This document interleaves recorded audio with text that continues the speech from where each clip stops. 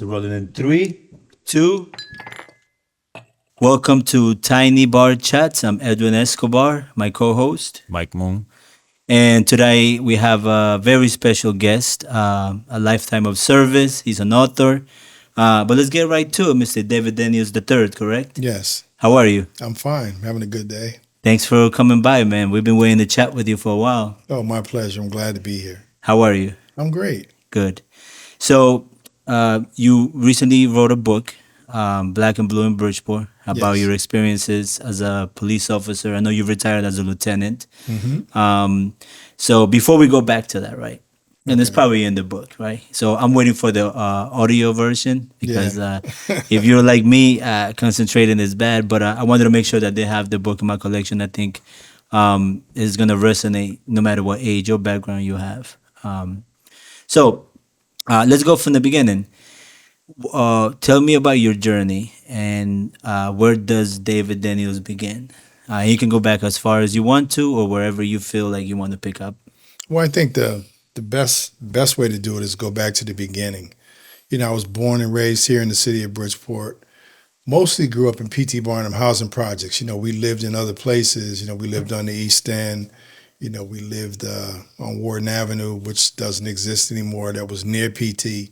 But most of my life I spent growing up in P.T. Barnum housing projects out on the west side or the west end of Bridgeport. Right.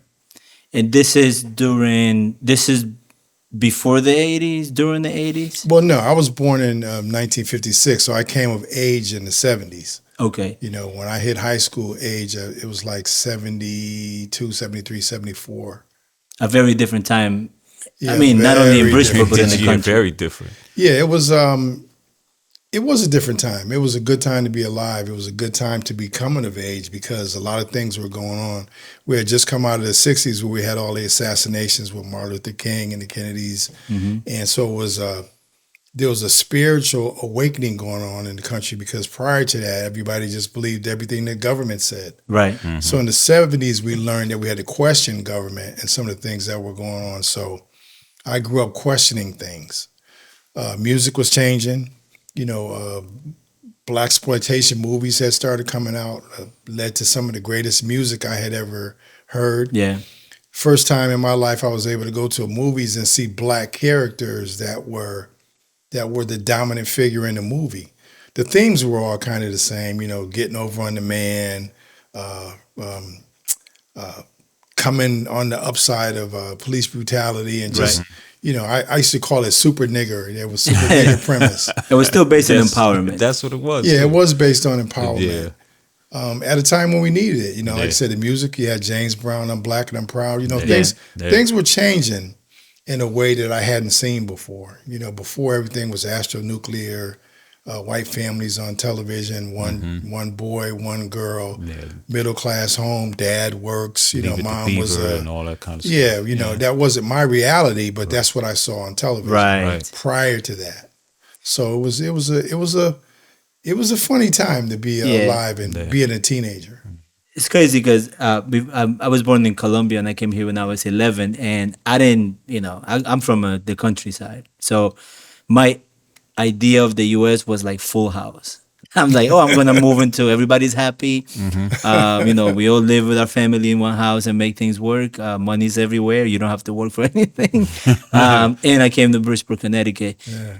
during not such a peaceful time, right? I came here 90s when we still had barricades in the south and the east, and I mean, I made a lot of great friends throughout that, so, but it was a different image of what I got just not being from here. So when you say that, like this television cookie cutter, like this is America, like it's funny to kind of hear I that. could see that being a culture shock for you. Oh, yeah. Yeah. Because, Oh, yeah. even though what I saw on television I knew wasn't my reality, once you turn the TV off, you're right back in your reality. So, I was never far removed from it. Yeah. It was a place that I wanted to be, but like I said, my mother and father separated. My mother was raising us by herself, and she was on welfare, and we were living in the projects. There were no TV shows Yeah. like that.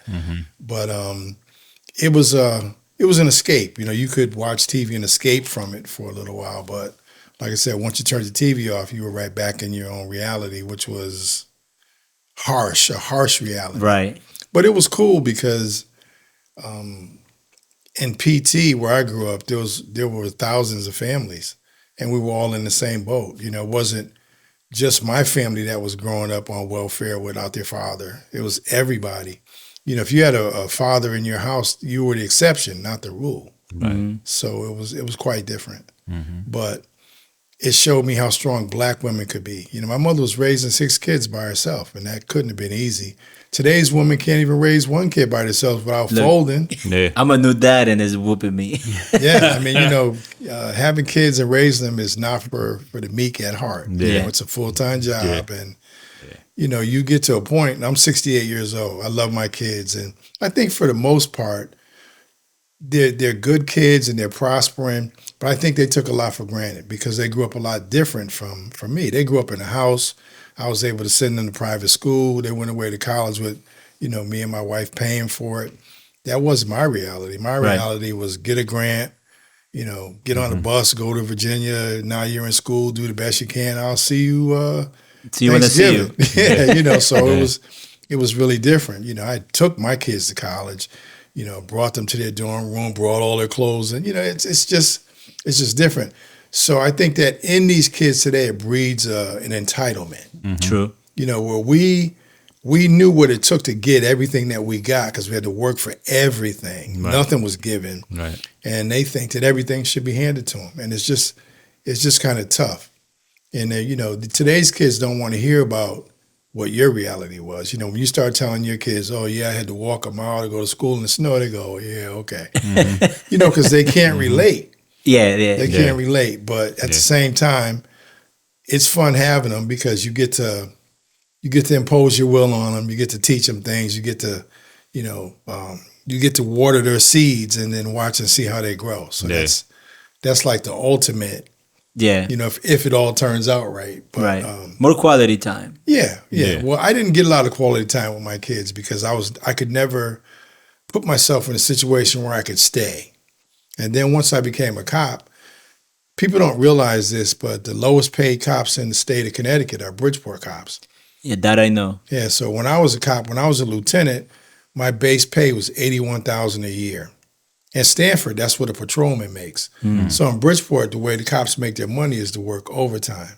So if you wanted to make 6 figures, that meant you had to work 16 hours a day. That meant that you had to be away from home more than the average person. Yeah. Yeah. So, you know, your kids get slighted. They get the best of everything, but you're not there.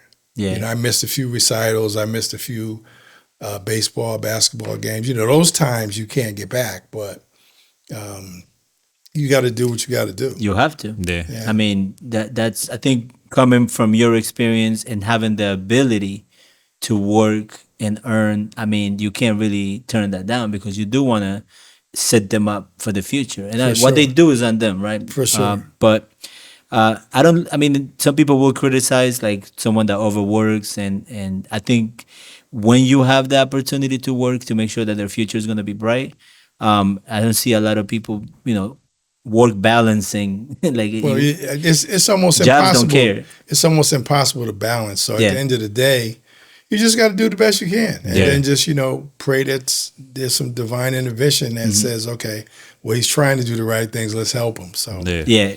there, but by the grace of God, go all of us. Yes, yes. So, so times definitely change, and you know, from say late '70s into the '80s, things changed a lot. Did that influence your decision to pursue law enforcement, or do you come from a background of law enforcement at all? No, I'm glad that you asked that, or that you brought that up.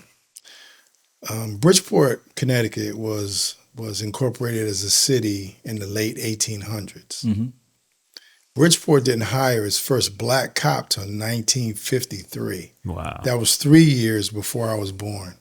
First time I saw a black cop, I was about 11 years old. 11 or You 12 were right years earlier. old. I told you. Yeah. Yeah, so Wow. there were no black cops. See, when I came on the job as a cop, I would see a grandfather, a father, and a son, all cops, all same family, Right. not blacks. You know, we Irish. could just barely. You know, I came along doing what they call a second renaissance.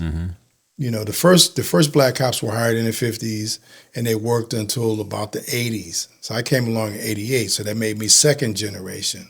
So I was lucky enough to come on at a time when some of them were still left.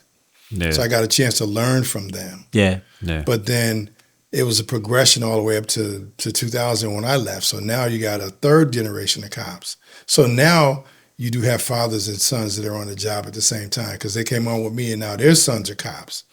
But that wasn't my reality. Mm-hmm. When I became a cop, I was the first cop in my whole family, and I'm talking about whole family. Yeah. Yeah. you know, What influenced you to pursue that? I mean, I know you must have understood it was going to have its challenges. I'm not sure. I mean, throughout American history, I don't think the police have had the best reputation with, you know, reputation yeah. sucked. So it's already a tough thing to say. I'm gonna do this, and it might, my friends might be like, I don't know, man. What Well, are you they, doing? they were. When I first decided to become a cop, I was really, really young. And the reason I wanted to be a cop is because my dad was, my dad was a typical black man, from that time. They ruled with iron fists. They beat up their wives. They went drinking. They caroused with women. They did all these things. My father would get drunk on Friday, come home, argue with my mom, beat her up or whatever. And then somebody would call the cops. It could have been one of us. It could have been a neighbor. But my father was the most powerful person I ever met. He ran our house. But the cops were the only ones that could come in our house and tell him he had to leave or tell him to calm down, and he wouldn't argue with them. So I saw the power in that. So I wanted that power so that I could do good for the rest of the poor people that were growing up around me. Right. So for a long time, I didn't talk about it because, again, in the 70s and the 80s, the police and the community didn't really have a good relationship. So I went all the way to college, never talking about wanting to become a cop, but I always kept my eye and my ear to the possibility. When I left college, I came home. I worked at the telephone company for almost 11 years, and at the time, I heard that they were having a test for cops. Okay. So I took it.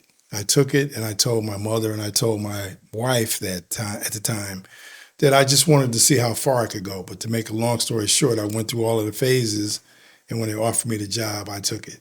Okay. So you say you had some resistance from friends? Yeah, I lost a lot of friends when I became a cop. Mm. But I lost friends throughout my whole life because I was a cop. Because of the relationship, because that's not something that traditionally black people did, and then there was a distrust factor there. Yeah. Yeah. Plus, I grew up with a bunch of criminals, so they couldn't hang around me because I was a cop. Yeah. So that made it Vice versa. Yeah, it made it different. It made it difficult. But in the long run, it made it better for me to be a cop because I knew all the players. I knew who operated where. I knew who did what. Not that I used that to my advantage. I used it to my advantage to stay alive and out of situations. Yes. But, Yes.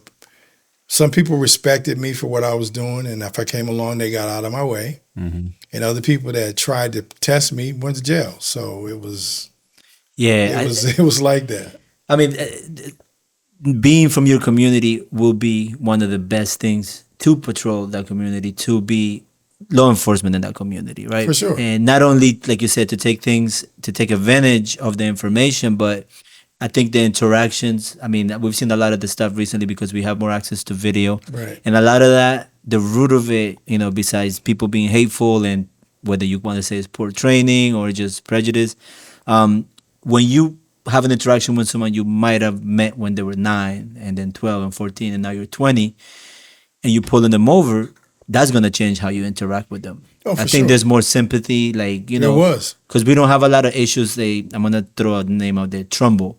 I don't see a lot of crazy stuff happening in Trumbull because I think most of the officers, if I'm not mistaken, I mean, they might have trained in Bridgeport, but they might live in Trumbull or a community like it. True. So it seems like their interaction goes a little less, I guess, fatal is the best word to use, and less abusive. Well, yeah. I mean, there's dynamics to everything, and I always felt totally comfortable being a cop in Bridgeport because I knew everybody. Like I said, I knew who all the players were. I was never, I never wore a bulletproof vest. I wore it twice. Once when they issued it, and then the second time I wore it was because the captain saw that I didn't have it on and made me put it on. But Okay. as soon as he went home, I took it off again. Mm-hmm. I never carried a gun off duty that much. I would go back to PT and play basketball, Mm. with the kids that I grew up with. So, my relationship was different because, I was from Bridgeport. I grew up here. All my comings and goings and doings were right here up until that point. So, everybody knew me. I played basketball. I was a DJ. I used to go to all the parties. So people knew me. They knew me to the core of my soul, because when you're growing up in a housing project, your whole life is pretty much exposed. There's not a lot of privacy. So as you step out of your house, you could be home all day and not in the house, but you're in an environment where everybody sees everything that you do or Yeah. hears everything that you say. So they know how you are as a person. So as in the long run, that worked to my advantage. People used to say, if he arrested you, you must have really screwed up. Yeah. And here's a kicker. I was a cop for 25 years and 7 months. You want to guess how many people I arrested? Double digits. Well, I'm asking you to guess. 12. No, like 7 or 8. 7 Wow. or 8. Wow. Yeah. Looking at this picture on 25 years, 7 months. looking at this picture on your book, and I think this question goes in line with what we were just talking about. The picture shows you holding a noose. Yeah. So I'm thinking that you were safer in the hood than you were in the precinct. I was. I used to break out in hives when I had to walk into that building. Wow. As long as I was outside and I was around people, I was safe. Mm-hmm. A lot of people don't realize it, but that picture is from 1994. That picture was on the front page of the Connecticut Post newspaper. That hangman's noose that I'm holding was left in my patrol car Wow. for me after I saw a white cop beat up 2 black kids in handcuffs. Yeah. And I told on him, to make a long story short, changed my whole career. He went to jail. I was a pariah at that point. And, Right. the rest of the 25 years, it was just like relentless with them trying to fire me or see me hurt or whatever. Yeah. A lot of people say, do you miss policing? And I go, hell no. Yeah. They say, do you miss a job? No, I don't. I miss some of the people, Right. but I don't miss the job because every day when I went to work, I expected to be set upon or set up or Yeah. Yeah. worse. Yeah. And some of those days I was, Mhm. and that's why I wrote the book, because I knew that nobody would believe half the stuff that I went through, and I couldn't talk about it because a part of your safety net is the belief that police is a brotherhood, and the Right. other part is that police are always there, and I was one of them. If people knew that, the cops wanted me dead or didn't want me around, then it would be hard for me to police and do what I needed to do because I didn't have that sheath over me of protection. Right. Yeah. It would have exposed you, like, Yeah, it would have been the ultimate exposure. Mm-hmm. And I wasn't quitting. I decided I was going to stay and do the 25, so I had to make sure that I could stay and do it.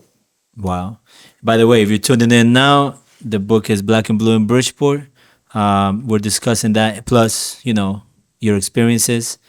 What was the process, and how long did it take you to write the book? I actually started writing the book in 1995. Mm-hmm. Wow. And I would write for a little while, and then I would stop. Because when you start writing it, you have to relive it. Mhm. And I thought I had dealt with some of the trauma and pushed it aside. Right. And when I started writing, the feelings would come back, or the trauma would come back, or the tears would come back, or the anger would come back. So I'd stop. So some days I'd stop. We have a ghost, ladies and gentlemen. Some days I would stop for a minute. Some days I would stop for a day. Some days I would stop for a year. It went like that. And then every now and then I would pick it up again. So prior to COVID, I had about 9 chapters written. And then under COVID, I decided to go ahead and finish it. So I did. The cool thing was when I started writing it, I didn't even have a computer in 1995. So it was all handwritten notes. Yeah. So I met a guy who had a typewriter and a computer. Those first computers with the 4 Yeah. gigs of memory, Yeah, yeah. little screen. He had one of those. he was aspiring to be an editor, right? The one thing I loved about him is he didn't pressure me. If I wrote, I wrote. If I didn't write, I didn't write. Whenever I came back, he picked up right where we left off. But during the time that I started and until COVID hit, he had turned himself into an editor and had written 11 books. So when I decided to finish, I finished, and then he took it the rest of the way. You got to do this, you got to do that. We're going to do this, we're going to do that, and he ushered me through the publishing paradigm. So, Yeah. yeah, so it made it easier for me. I grew up as an author, and he grew up as an editor and an author. So when the time came, it went just like that. Seems like he was committed, because that's a commitment. Yeah, he was, and he's really good at what he does, and I've given him other people since. Because once you run that gauntlet, everybody wants to know how you did it, and Yeah. they want to do it because everybody has a book in them, but they don't know the process. Right. So I turn them on to him, and then he takes them through it. That's awesome. Yeah, that's Because cool. now you're encouraging people to talk.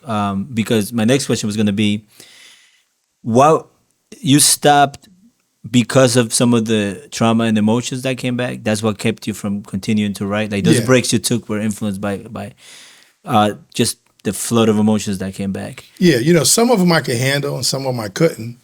Because like I said, my emotions would range from sadness to anger and everything in between. So every time I got mad or I got sad, then I had to deal with that. Yeah. And then when I dealt with it, I didn't want to deal with anything else for a little while. And then I would just, because I didn't know what the triggers were going to be. I thought, when I started writing, I thought was 1995, I should have this done by 1996 and, published. Yeah. But it took a lot longer than that because I had to deal with the trauma Yeah. the right way. But could you say that this was part of your healing? Yeah, definitely. Definitely Wow. part of my healing. But it still hurts a little bit because now that I'm listening to the audiobook, I'm hearing myself say the words that I wrote. And that's having a kind of the same effect on me, but not quite. Right. Because now I'm bombarded with it in the sense that I had to read the book like 20 times. And it's just overload. So every now and then, like when I'm driving, a passage will come up that I hadn't thought about or hadn't really delved into. Yeah. I just went past it, and now and I'm hearing myself say it, so I still got to kind of deal with it. Yeah. But now I'm used to it, so I'm just trooping my way through it. Wow. So that gives me a little bit of like how Maria went through writing Followed. My latest short film was written by the lady of the house, Maria Reese. And she wrote about a real life situation with her son. I mean, the premise is it feels like a scary movie. It is about mental health, but it was, I hope, part of her healing too, to rewrite about that relationship. But it was moments of like, you can see it in her face when we were filming, when we were watching the screener, just going back to the screenplay. So I can understand how that could be very, like, you have to relive it over and over in the name of the process. Yeah, but I mean, it all works to the good. Oh yeah. Because even when going back and dealing with it, when it releases those emotions again, then you kind of know what you dealt with and what you didn't really deal with. Because it's like a mosaic. You look at it. Yeah. You could look at it 100 times and see 100 different things, or because some of the things that we feel we push out immediately, and other things that we feel just go deep inside us, and they just sit there until something triggers it. Yeah. But I'm at peace.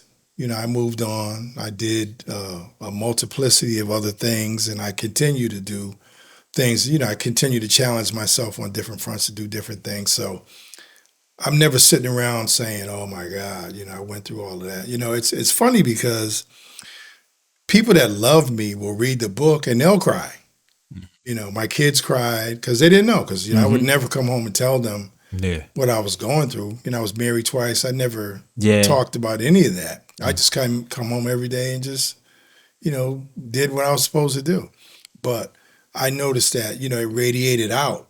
To people that just knew me, that loved me. I had to put the book down, or I couldn't handle this part. I wanted to beat the people up that did this to you. I never thought about any of that. I just needed to get it out. Yeah. I needed to get it out so that I could be the one to tell my story. Because I got 5 kids.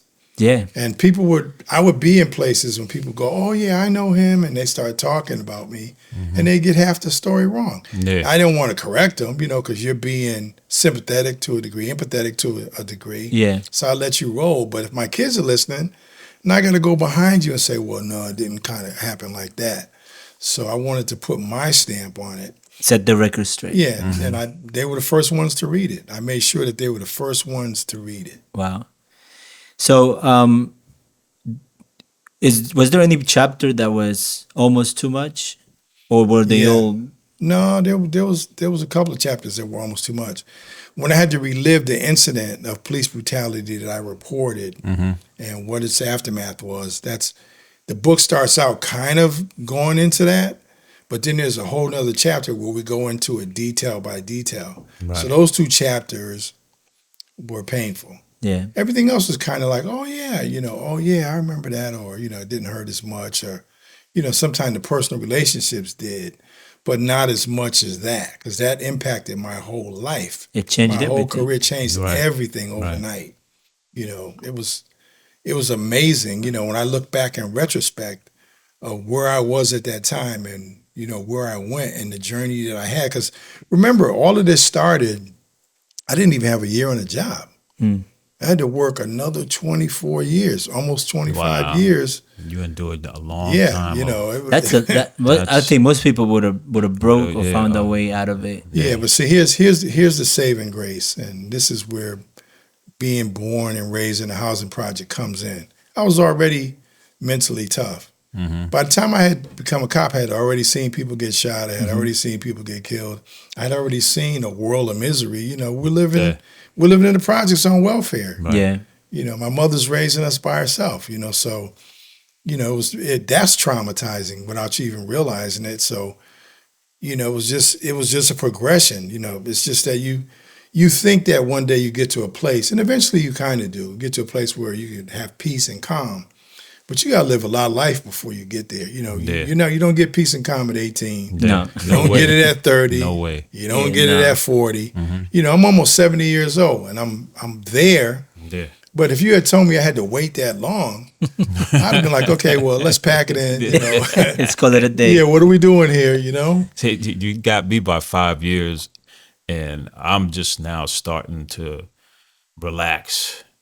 I'm retired, so you're right. It takes a long time before you able to just sit down and relax. And it's cool. Yeah, It really is. feels so good, man. Yeah, when you get to this point in life, it's like the things that used to bother you don't bother you at all. Yeah. The things that used to trigger you don't trigger you at all. You can look at a situation, and instead of you getting all emotional, you just take it from A to Z, resolve it, and go on back to your calm. Yeah. Or if you find yourself in situations where they're going to be stressful, you either prepare yourself really, really well, or you just say, no, I'm not doing it. I'm not doing it. I'm already doing Let that. everybody else be stressful. I'm not doing this You today. want to be stressed out? Go ahead.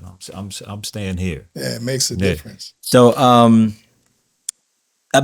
so it's part of legacy and setting the record straight. But I think for society, it does a lot too. Yeah. Because how many officers are going through that, right? I don't think a lot's changed. Because I wanted to have kind of ask your opinion on, the problems that we see. Obviously, we don't get to see everything, with Right. police and just, from police brutality to corruption. Do you feel there's a way to reinvent policing? Because I think the notion of getting rid of police is ridiculous. It You is. don't want that world. No, nobody does. No. Nobody really No. does. And people yell at the top of their lungs like they can no. You have had to, I guess, live outside of the country to understand that the chaos that comes with no presence Right. of law enforcement. But and I know it's probably a loaded question. No, not really. But what would you change, or what do you think needs changing so that we can start growing from this? We can't. I don't know how long this country is gonna keep going with distrust of first responders. I mean, we don't have that issue with firemen, but Right. just that issue with like the mistrust in police. What do you think it could start at least to change that relationship? Well, I think that's a very good question, and I've done a lot of these things, and that's not something that people commonly ask. First of all, so I commend you for even going there. It's not a it's not an easy thing to do, and it won't be an easy thing to do, but all relationships start with trust. That's just the way it works. Yeah. If you date a girl and when you find out you can't trust her, she's out of there. That's done. Or if she finds out she can't trust you, she's out of there. So you got to start with trust. You know, one of the big things in policing to do in distressed communities is have gun buyback programs. You familiar with those? Yes. The politicians of the day align themselves with the police department. They go out and elicit help from all of these private entities, and they come up with money to give to people to turn in guns. No right? questions asked. Yeah, no questions asked. And on this premise, it seems like that would be a pretty good thing. And it is, but they do it all wrong. And what I mean by that is, okay, if I took the initiative to do a gun buyback program, we do it at a city-owned building or a police building, and we say to the people, bring your gun in, we'll give you $100 for a rifle, $50 for a gun, and $25 for a revolver. We're not going to ask any questions. Right. Here's what you get. There's an old lady who has a husband that died. He had a gun. She turns it in. There's a grandma that goes in her bad son's room, finds his gun, turns it in. Cops have 50 or 60 guns. Here's a chance to get rid of some of them. They turn them in. So they take all of those guns, put them on a table, take pictures of them, put a police patch out there, and everybody's all happy because 60 guns came off the street. Yeah. And then the next day, 2 or 3 other people get shot in PT or green homes. The way to do an effective gun buyback program is to develop a relationship with the communities where all the guns are a problem, right? Yeah. Go out there with resources. Go out there with jobs. Go out there with training. Go out there with health initiatives. Go out there and just talk to the people. Make a relationship with them. Yeah. Okay, now after you've done all of those things, you've got offered alternatives, you've become personally aligned with them. Yeah. Have a buyback program in their neighborhood. Yeah. In their neighborhood. Yeah. And say, hey, look, we're doing everything we can to get these guns out of here. Now we need some help. And not just once a year. No, do it periodically. Yeah. But more than that, do it in different hoods. Do it in PT. Do it in green homes. Do it on the East End. Do it where all the city's gun problematic neighborhoods are. Yeah. That's a catalyst for change, right? Yeah. You have to train police officers to be community police officers, but you got to train them from the standpoint of trauma, because trauma never figured into it. You're going into distressed neighborhoods that are traumatized. Yes. A lot of mental health undealt with. Exactly. A lot of anger, Right. mistrust. Right. Yeah. There's a mix. So the focus should be from that standpoint. And then the third thing you do is you take away half the police officer's duties. And what I mean by that is cops shouldn't have to go on calls at ambulance or, if you call an ambulance, cops shouldn't have to go. If there's somebody that's in a distress situation and need to talk to somebody in social services, why would you add cops with guns to that mix? That's how people get killed. Yeah.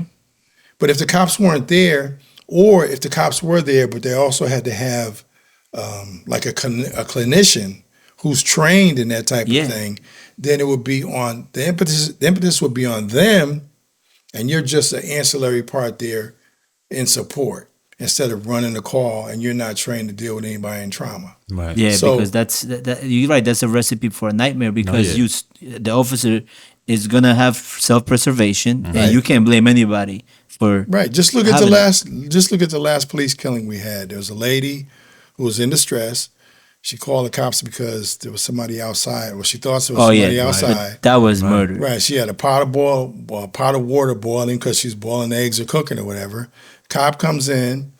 She's being evasive, so now his spider sense is up, and he's not being benevolent to her. And when she makes her way to the kitchen, he immediately feels threatened. Now, I've been in this profession. If I'm standing here and you're standing near that sink and you grab water, you got to get that water all the way over here. And even if you throw it from there, by the time it gets to me, I'm out of the way. it's not. I'm out of the way. It's not going to be hot anymore. Yeah. So you're not a threat to my life. So there was no immediate reason to go into that mode. But if they had sent a clinician, or they sent a clinician along with the cops, then that outcome would have been very, very different.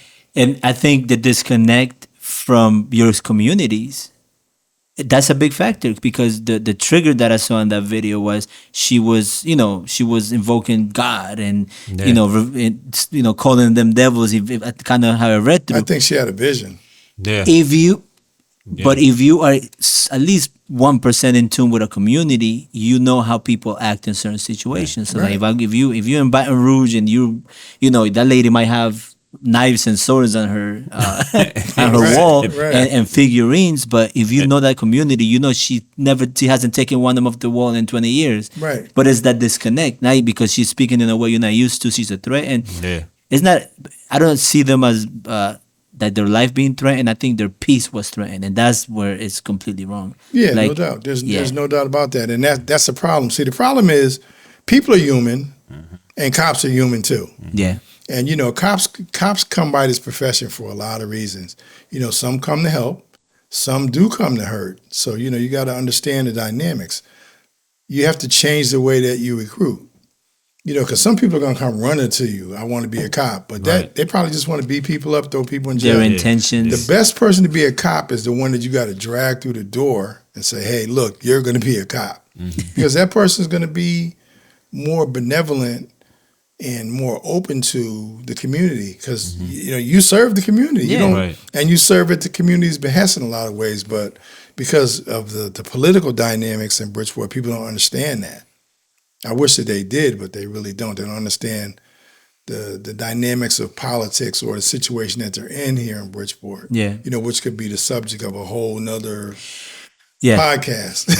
But I mean, we get glimpses of it. We trying to get people to vote, get involved, but people are bombarded with information daily. Going back to TV in the 50s, right, or 70s, it went off at a certain time, and that was it. So you still had to come back to reality. Yeah, The but reality see- might have sucked, but it was still like Yeah, but- reality. Now is information that's divisive. People But can come together to do one thing. even in that realm operates up here in Bridgeport, because people in Bridgeport just don't vote, and people They do are not. under the misconception that it's black people that don't vote, but white people don't vote here, Chinese people that don't vote here, and then we're confronted now with a whole slew of people moving in here from New York. They live here, they don't vote. When I ran for mayor in 2015, only 1% of the population voted. This is a city of 150,000 people. 15,000 people voted This is what for I yell mayor. every time. Yeah, I'm yeah. always telling people Yeah. like that it's not representative at all, because the makeup of the city is not going out. They're buying into the narrative that it doesn't matter, and I always tell people, if voting didn't matter, they would let your dog cast a vote. Exactly. But why there's so many people making efforts to make sure that you can vote? You can vote. Where's your ID? Or we're getting people kicked off, voter registrations now, revising. So Right. it matters. You just got to look at all the efforts against it. Yeah. But I've heard that narrative since I came here. But once I became a citizen, it's just I vote for everything. Oh, me Anything. too. The color of City Hall, whatever Me it is, too. I'm voting. Me too. My So just sister- start here. It starts at the local level. When I Exactly. came here from New York, my sister made sure that I got registered to vote as soon as I got here. And it doesn't take because that it's long. important. Yeah, it It's is. important, It but is. people just, it's crazy because I know I ran for office, right, and I'm at a school where voting is occurring, right. There's at least 1,000 mothers dropping their kids off in front of the school every day, Yeah. and they don't even get out the car. They drop the kids off and just This go. is Just my keep last Come back, experience. pick them up, go. Never entering the building. Yeah. So That, when I know went they to vote, my district is a school, and that's Yeah. why I said it was me, the janitor, and the people. Right. We probably got this will be my first This is time the voting school. in What Bridgeport. that but your vote affects the school. Your children are in school. Yeah. But Affects everything. there's a lot of like demoralization that I've noticed, and I get that, but Again, that is another subject. So we're gonna take a small break, Yeah. and then we'll be right back, talk more about the book, live life experiences, and have a little more fun chatting. Sounds good to me. Be right back. This episode is sponsored by Soul Food Sundays, the home of the creatives. Mobile registration services of Connecticut. Located at 40 Fairfield Avenue, right downtown Bridgeport. Exhibit B Agency. Designing bold futures for bold brands. Visuals and sounds. Audiovisual solutions for businesses and events. And we're back with Mr. David Daniels III. We're talking about his life, his book, Black and Blue in Bridgeport, and anything that comes up, right? Pretty much. I know you are involved. I mean, you're the founder of the Jazz Festival, if I'm not mistaken. Founder and the creator. Oh, all right. Well, what else do you do when you're not, no, you retire, correct? Yeah, I retired 10 years But when ago. you're not out, promoting or doing the voice recordings or getting involved with anything civil, what do you do when you're not working, when you're not involved in anything like that? What do you do for fun? What do you do to Well, sit back? everything I do is for fun now because I'm retired. But I don't sit in the house and then just do nothing. I do some consultant work for Reynolds Tobacco. They fly me around the country to do certain projects, workshops for them. I do some public speaking. I'm of course pushing the book. You know that I'm in the process of trying to get the audio book out. I'm talking to some directors and some people that might want to do a theatrical release. So I still DJ. I still do most of the stuff that I did when I wasn't working or when I was. I don't do radio disc jockey anymore. But right now I just kind of move to my own beat. I created the Jazz Fest 4 years ago. That takes up a lot of my time. I have to start planning that in January to do it in August. So I'm doing about 4 or 5 different things that kind of all tie together. So, it's never a dull moment. I never get to stay home all day and watch TV, but I was never that guy anyway. So Yeah, being busy is good. How many years has the Jazz Fest been taking place? this was our 4th year. Fourth, okay. So since 2020? Yeah. So since the pandemic, right? Yeah, because as a matter of fact, it would be 5 years this year if it wasn't for the pandemic. Because my idea was to put it out there the first year of the pandemic, and everything got shut down. So Yeah. I had to wait. The pesky COVID, man. Yeah. Yeah. Yeah. And then, you hit the ground running to right. I started doing film. I think COVID did have its positives. It did. But yeah, Definitely. I mean, Definitely. Yeah.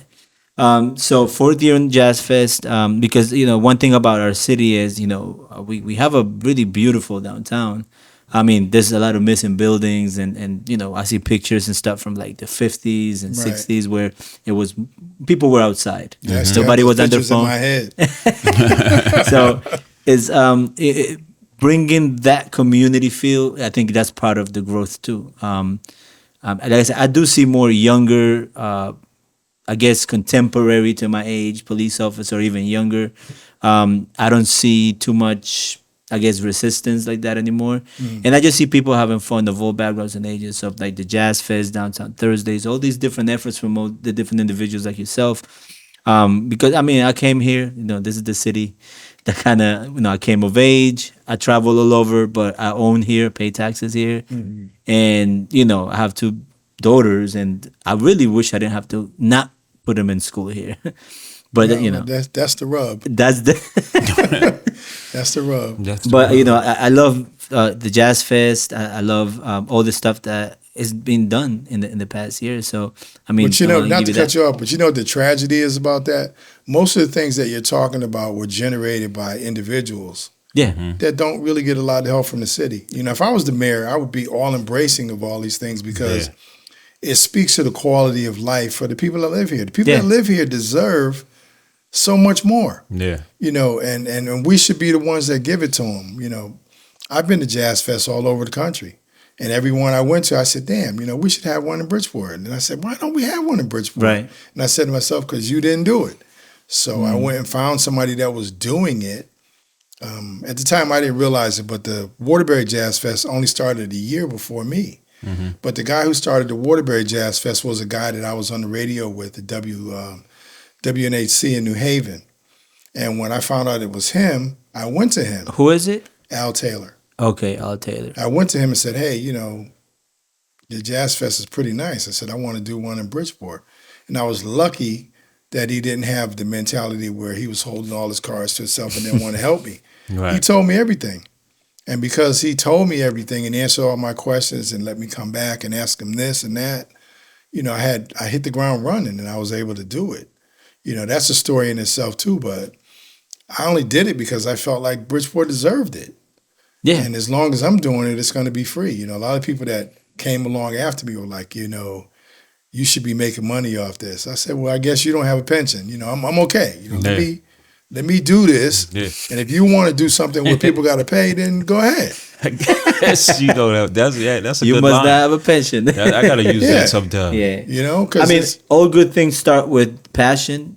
And of course, we all want to find ways to set ourselves up so it's self-sustained, right? right, that's the But goal. you can't just go with the mentality of how much we're going to make. And I mean, No, I never figured into anything I did. When I did the officer-friendly basketball camp, I gave the kids the best basketball camp that money could buy that they didn't have to pay for. I made everybody else pay for it.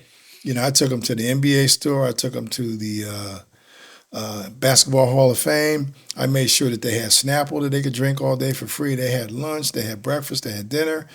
I called cops from all over the country, Philadelphia, Chicago, LA. All my friends in policing came here to help me do it. And we did it for 17 years. And like I said, it was the best basketball camp in Connecticut. Kids didn't pay a dime.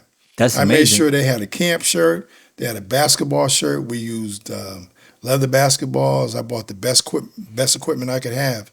I even had pros come down here, all at no cost, because I was doing it for free. If I had been doing it for money, they would have been like, okay, well, how much am I going to make? Yeah. But if Sitting somebody at the table comes to with an you, agent, yeah. you're making money, and I'm telling you I'm doing this for free, Yeah. they came. Yeah. I brought several pros here. David Rivers, Yeah. he came here. John Bagley, he was born Yeah. and raised here. Charlie Smith, Mm-hmm. the Boston Celtics, Casey Jones. I Casey met Jones. him. I met him in a hotel lobby. He looks like, I used to look like a really mean dude to me, Casey Jones. Yeah, he looked when I like a was mean dude. I was kind of scared to approach him, but I did. And he drove all the way down Yeah. here from Hartford Okay, to excellent. do the That's basketball cool. camp. He was our first NBA basketball player. Right. But I had corporations buy in. The people that were trying to build Harbor Point initially, Yeah. because it's changed hands a few times.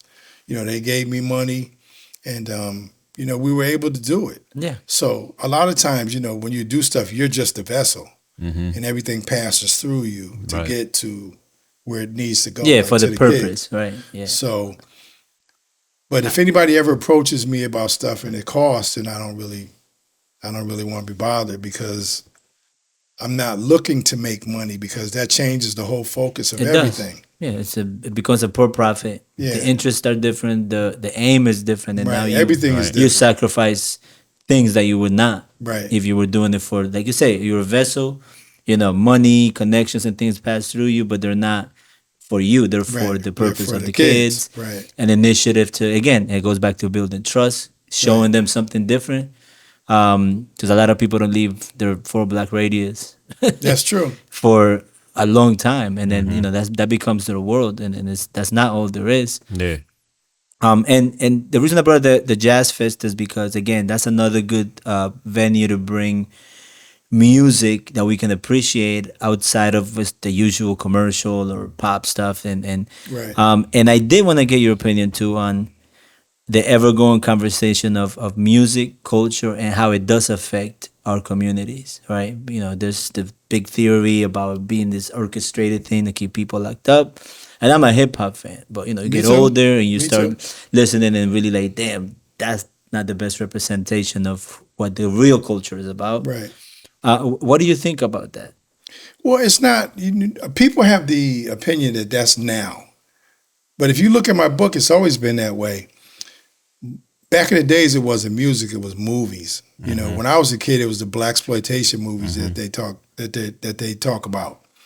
That was the bad influence or the corrupting influence on black people. That's what headed them on the path to jail and all that. But maybe for some, there's weak-minded in everything, and some of them are going to be influenced by that and wind up going to jail. But some of us only looked at it as entertainment. Right. I saw Superfly, Shaft, Cotton Comes to Harlem, Come Back, Charleston Blue, all of those movies. I was just entertained by them. Yeah. It was good to see us on top for a minute, and some of the dumb stuff that we did in those movies, it was entertainment. Yeah. Like I said, it led to some of the best music that I ever heard. Yeah. And I was around when hip hop started, 1974, 1975. To me, initially, I thought it was novelty records. Like because people had rap before. If you look at Pigmeat Markham, you look at Gil Scott-Heron, they were doing the same thing. Yeah. They were on a different conscious level. But I've always only viewed entertainment as entertainment. I love Biggie Smalls. I could rap all of his raps, but when I do, people go, but hey, it's just entertainment. Yeah. It's entertainment. It was his craft, his storytelling, even if it was brutal at times, it was well written.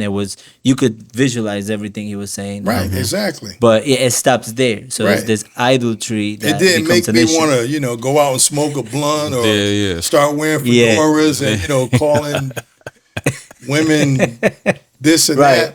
Once the needle came off the record, maybe I'm dating myself by saying that. But once the needle came off the record, it was over until it played again. Like I said, I could recite the whole rap, but I wasn't influenced by it. Right. I just liked the wordplay, and like I said, I liked the storytelling, and I liked that he was good enough to put me in a mindset where wherever he was saying, I could actually see it. Yes. That's when you know that it's good. Yeah. That's when you know that it's good.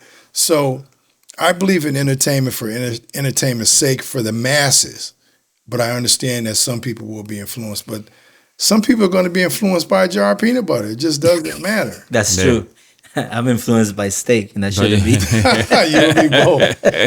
But and I guess it comes from the place of I do music videos too, so I kind of slowly stopped taking certain gigs because I don't think there was nothing positive about the music. Right. It was really dangerous because there's so much access to it. Everybody makes music, right? Anywhere you look, if you point in any particular direction, you're gonna hit a rapper. That's true. And there's this super blurry lifestyle, real life blur, and people are really out there. The crimes are being committed, from my perspective, right, to be able to write something about them. They're not out of necessity, not out of poverty, not out of just living. Yeah, it's like I gotta do this so I can say it. Like, right. But those are the weak ones that I'm talking about. And then there are some people that want to exploit all aspects of culture. And if that's what's selling now, that's true though. Then that's what they're going to do. Yeah. Plus, they're being pushed by the industry too, because the industry is like, we're not pushing positive role models. We're pushing drug dealers. We're not pushing, mansions. Not like that. We're pushing the gritty streets. Yeah. But you got to understand that everything comes with a codicil. You got to take it with a grain of salt. You got to understand that some of it is based on real life or premised after real life, but it's not real life. Right. You're talking about all the bad stuff you did. You grew up in Fairfield. Yeah.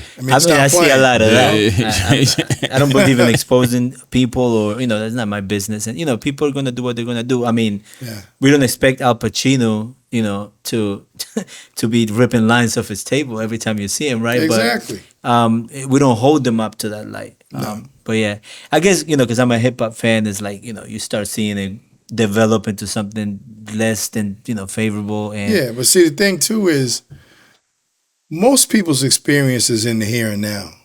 But I was born in 1956, so when hip hop started in 74, I was a high school senior. So I've seen it go from, 5 guys on a stage with corny outfits doing rhymes and routines to where it is today. Right. Nobody thought that it would be where it is today. Yeah. Again, it was just a form of entertainment and expression for kids growing up in the projects or in impoverished neighborhoods. Yeah.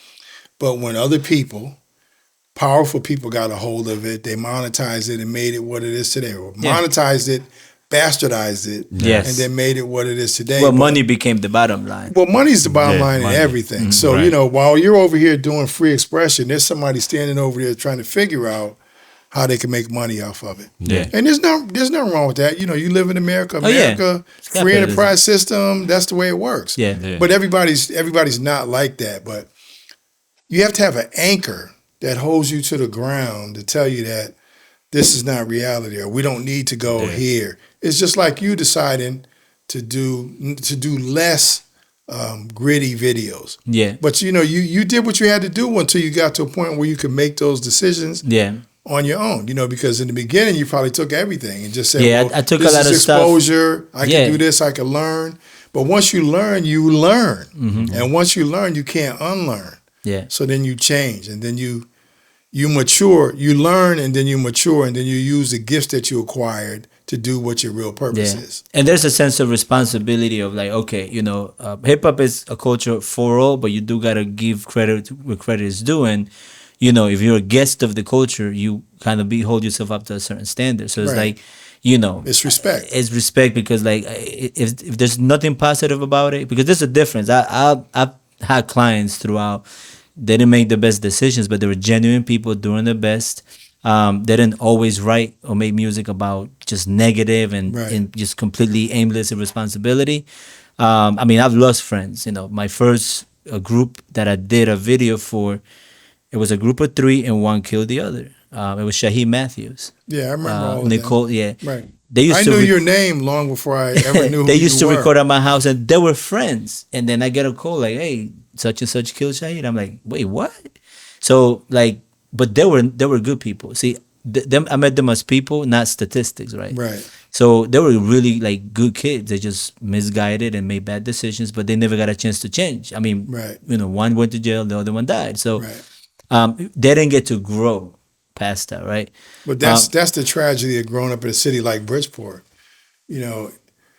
I hate to say it, and I feel bad every time I say it, but in Bridgeport, you can go to a funeral every day for somebody that you knew, not heard of or not heard about. Somebody dies, you go, oh, I knew him, Yeah. or I knew her. And most times it's tragic. Now at my age, it's all sicknesses, but from younger people, it's all them killing each other or doing something dastardly to Yeah. to one another, which is kind of sad. But I think there's reasons for that, and there's ways out of it. But all of that would take commitment on everybody's part. Not just you or not just you or not just me, but the largesse of people have to come together and decide that this is not good or this Yeah. is not happening. But those other dynamics come in too, where the people that run the place don't live here, and they're disenfranchising the people that do. There's a whole dynamic to it. But I think that if everybody say, "Hey, look, enough is enough. We're gonna Yeah. do what we need to do to straighten things up around here," a lot will change like really, really fast. Yeah, it would be like a village, what you call a village. A combination of basketball program.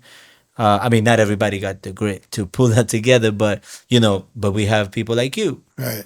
Then we will have someone in the police, area to kind of, do a buyback program that's a little more That's significant. comprehensive. Yeah. And then holding ourselves accountable and our friends accountable instead of encouraging every bad decision. So I was young too. I wasn't out there, but I accepted my friends because they were my friends. Right. But you always wonder what if I just didn't mind my business that day and say, hey man, let's just go over here, don't go over there. You know what I mean? Yeah. So a collective of that will be, you will see a change start to happen. Yeah. I'm encouraged by some of the things I see and then discouraged by others because, there's no consistency. Nothing works without consistency. You ask somebody why he hired him because he kept coming back. So I figured if he kept coming back, you're going to come to work every day. Yeah. You got to understand that, recognize it, and then use that going forward. But, I've been here my whole life off and on. I went away to college. I lived in a few other cities. But, this is where my heart is. This is where I was born and raised. I'm always going to reflect fondly on this place and always want it to be optimally the best that it could be for the people that live here. But they got to want that too. Yeah. They got to Yeah. want it too. Yeah, And hopefully you one day can't they help will. people that don't want to be helped, and Yeah, that's true. between work, the economy is always here. The economy is bad ever since I've been Yeah. here. So, it's where you are and how you financially how you treat everything. But yeah, you have to want to be helped and accept the help and then follow the process Right. because we're solution people, right? And everybody I kind of bring around me are solution minded, not Right. like, oh, we got a problem, come and help. Like it's Yeah. like, how do How we do we do this? fix this? Like Right. this right there. I was like, well, I don't want to bring a light in here because then that's gonna be. I don't want it to be a super distracting set for the Right. conversation. I'm like, oil. Let's go back to the basics. So, solution minded Yeah. always gets things Well, taken care of. most answers to problems are simple, not complex. That's pretty simple. Yeah, That's not complex. Yeah. And I think the simple solutions to problems work best because they operate at a level that everybody can understand. exactly. You can duplicate Right. results, right? Right. So you So, use less energy trying to figure out what the hell's going on. yeah, You kind of know, yeah. and that's a good thing. So, what's next for you? What do you have that we probably don't know about yet? Uh, well, I'm working on a few things that I won't talk about. I mean, I was born and raised in Bridgeport. I learned a long time ago is that you don't talk about anything till it's really close to fruition. Oh yeah, Because you'll go from being discouraged to being undermined to being sabotage. sabotaged and all that. So I don't toot my own horn. I'm on Facebook every day, but I place my Easter eggs over here while I'm working over here. I use it to my advantage. I'm not through. I'm not nearly through in where I'm going and what I'm doing. I'm just trying to move strategically and understanding that I need to hold some cards close until I get closer. Okay. Being a cop taught me patience. Yeah. So I use that to my advantage. But, my dreams are big. And at 68, I don't feel like I got a lot of time. So, I'm trying to get some things done before it's all said and done. All right. So, I mean, what we can take from that is that since you're not done, and from what you've done, that we can expect some great things. I would hope so. All right. Yeah. I'm looking forward to it. It's got to be good. Thank you. That's So- encouraging. Is there anything that we didn't ask that you would want to share with, viewers or anybody that's interested in reading the book or just getting involved in anything you do? Well, I think it would be selfish of an author to say everybody should read my book, but I do feel that way because to me, that book is like a diamond. Diamonds are multifaceted. So whoever reads it is going to walk away with a different piece of it. They're going to be caught up in a different facet. Initially, it was just to get my story out to my children. But there's passages in that book that'll help young black men that want to become cops. My academy experience is in there. What my rookie year was like is in there.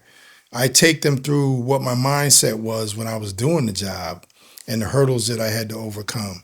There's a lot of history in the book. I talk about the formation and the beginning of the Guardians and all of that. Oh, yeah. And there's trees to that branch that extend out in both directions. So everybody who reads is going to get something different. And there's things that I didn't even anticipate people walking away with, but when they give me feedback on the book, I didn't even think about it like that, or I didn't approach it from that standpoint. So from that point, I just want everyone to read it, but not for a commercial reason. But I think there's a lesson in there for everybody that's black in America, or anybody that wants to become a cop, or anybody who wants to know what it was like growing up in the 70s or going to a black college. It's all in there. Yeah. Because that's all relative to my experience. Yeah. And I know that some of the things that I experienced, people haven't. And they can through my words, because my words are colorful. And my words paint a picture like a Biggie Small lyric that's anticipated to be that way. Wow. Well, you heard it here, not first, but it's our first. Not Well, first. man, we can't thank you enough for your time. My pleasure. Well, Yeah, thanks a hopefully, lot, man. you'll come back again when Sure. you're ready to have a Sure. conversation about what you got coming up next. Whatever you're doing, we're gonna always support. Appreciate And that. again, thank you for giving us your time and the conversation. And you can learn a lot more by reading the book, or like me, waiting for the audio book. Because It's coming. long By the end of next drives, month, it'll No, be long out. drives I in the started it gym. already, so Yeah. by the time you come back, I should be finished because my attention level is like his too. So. Listen, but you know, I the gym understand. and long drives or flights. That's when Yeah. that's I go down my reading list, my listening list. But man, I mean, this book is timeless. Thank you. The process is decades, right? Over a decade. Yeah. So that I already know has, like you said, multifaceted layers of, you know, just the language probably, and just the changes in maturity. For So sure. that's very dynamic, and I look forward to actually listening to like the whole thing, because you know, again, guys, it's gonna be an audio book. I know a lot of my listeners are like, this is why I'm listening to your podcast, because I don't want to read anything. Well, just let the listeners know that as I ride around as we speak, I'm listening to it and going through it so that I could get it, get it to a point where hopefully next month it'll be out. Awesome. Well, I think by the time you guys see this, it should be out, and you know, it'll be promoted to our pages and social media. Well, this has been our episode today. Thank you again, and we pleasure. look forward to, you know, seeing everything you got coming. Thank you. I appreciate you. All right. All right, thanks a lot. All right. Peace. Tiny Bar Chats.